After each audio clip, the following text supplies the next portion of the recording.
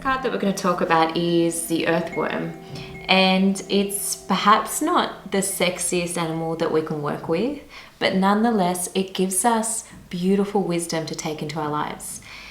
And what this card is revealing is a message that we all need to hear, but especially if you have been attracted to this card, it is so important. And that's that in the self-development culture, we're bombarded with messages from advertising and social media that tells us to keep pushing forward regardless of our body's natural rhythms and our impulses, especially as women.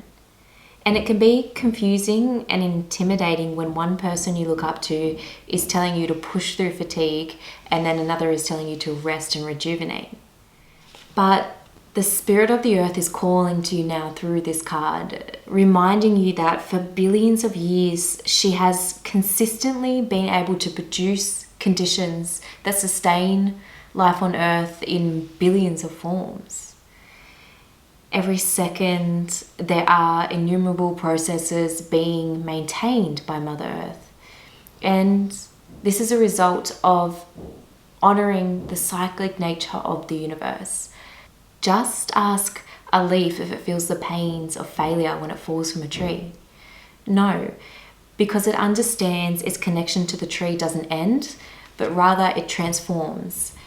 The leaf decays and over time it becomes part of the nutrients of the soil. And the tree absorbs these nutrients to sustain itself. And there's great wisdom to be learnt. Both the leaf and the tree offer no resistance to the process and therefore create no disharmony in the cycle. The same applies to us as a participant in these cycles. If the process you are undertaking creates a sense of unease as a result of not honouring your body's natural cycles or your mind cycles, then the end result will hold that energy. Nature and the earthworm teaches us to work harmoniously with these natural cycles in order to consistently produce results that hold this beautiful high vibration of energy. Remember that billions of years before our own body was created, the hydrogen that makes up our very cells was forged, and the other elements that make up all of our complexity was made in stars whose time ended thousands of years before ours began. Does this sound like the earth rushes in the process of creation? So your action over the coming days and months is to just immerse yourself in the pure vibration of earth and allow it to teach you the wisdom of patience and rejuvenation, which is a key aspect of all of your processes towards any outcome, whatever that may be.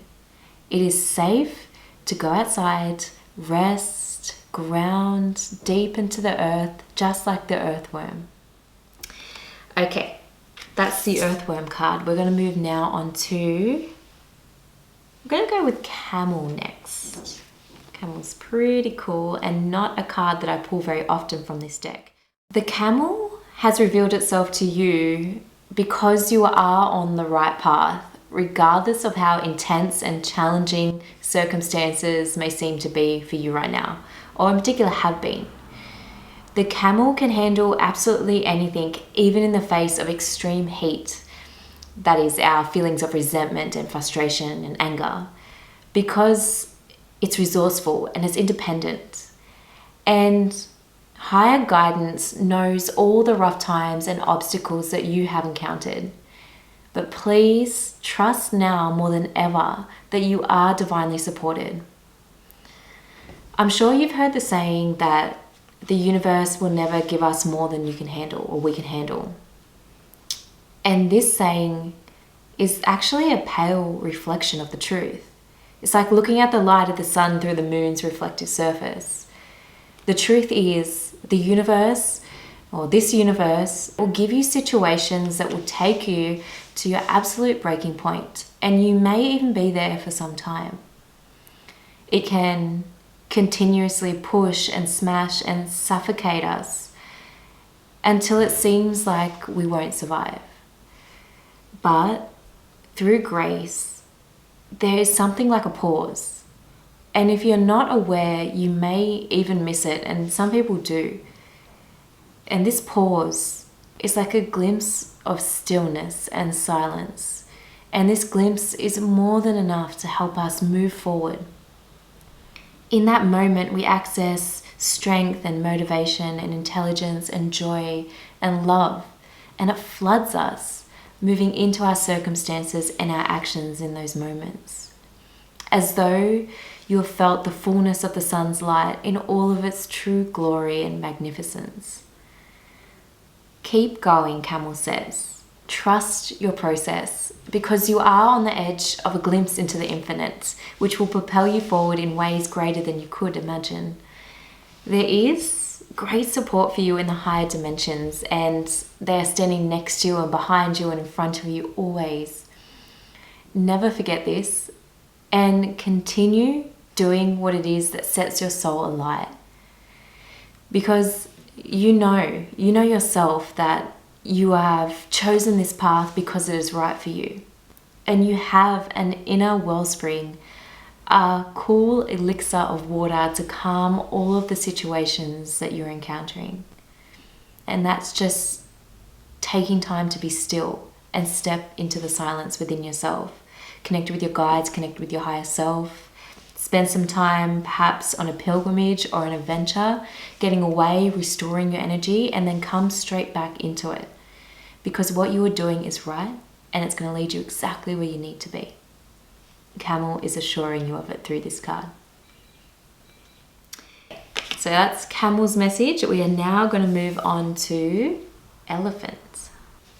Elephant energy is no joke, and it comes with a really powerful message that can sometimes butt up against our egos. Elephant says that sometimes we can get so caught up in playing the victim that we can be blind to our own errors and misjudgments in situations. And this is because as humans, we unconsciously reinforce our sense of self through blaming or playing the victim, and even enjoying drama, because it may have been all we have known in our relationships, from watching our parents, uncles, grandparents, parents of friends grow up while we grow up. And this becomes so familiar that on this unconscious level, this familiarity feels good. So yeah, this card isn't a joke, and it can be a hard pill to swallow, but once you do, you experience a powerful liberation from feeling resentment, anger, frustration, and hurt. In the movie The Matrix, the character Neo is offered a choice between a red pill and a blue pill, and the red pill will free him from the enslaving control of a machine-generated dream world. But he has to face an uncertain future if he does. And on the other hand, if he takes the blue pill, it represents his familiar prison. Elephant is offering you a choice. You can see in the card there that she's offering you the red pill. And if you take it, you are going to have to explore uncharted territory, but you'll be free from being enslaved by the emotional cycles of victimhood. If you choose the blue pill, you will be able to keep playing the same blame game and experiencing the same results. And it might sound like an easy choice. We all want to take the red pill, right? But oftentimes taking the red pill is harsher and more difficult because we have to face how we're wrong. And if you have chosen the red pill, congratulations, and Elephant and me are so proud of you, because now you can get to work by seriously asking yourself how you have been contributing to the problems you are facing in your life. So get yourself some alone time, a pen, a piece of paper, and at the top of your page, write the heading, "Here's how I was wrong." And if you're going to do this practice, you must be willing to accept an answer that doesn't sprinkle you in fairy dust and the other person or people in dog shit, because 9 times out of 10, both parties have incurred some error to some degree, and this includes you. So this practice is hard, and it requires honesty and admitting your own flaws, essentially. And that's why most people won't do it, and that's why most people replay the same arguments with the same people over and over again, butting up against the same shit that causes anger and frustration and resentment. And really that scenario is way more exhausting than the option being proposed by the elephant.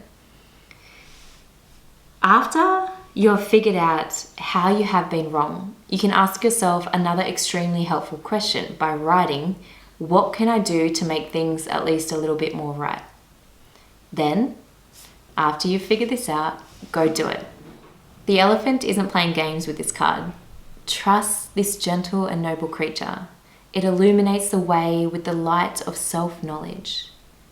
So, make some time, try out this practice, and see how it works for you. Okay, so we've come to the end of our 3 cards for this reading. As always, please tell me what you think, how you feel about the cards, whether or not any of the information inside the cards has worked for you.